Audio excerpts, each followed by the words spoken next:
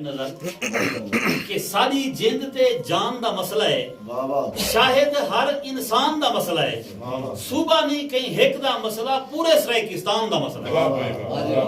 ते असा हक दी गाल करेंदे हैं, साडा हक ना होवे ना देनी।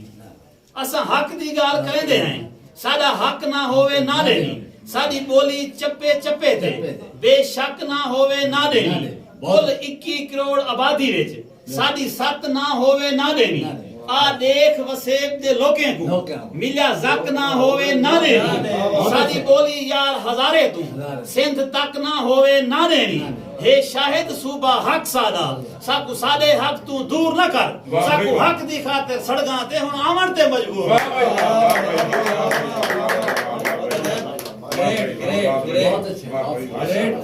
नारे सराइकी।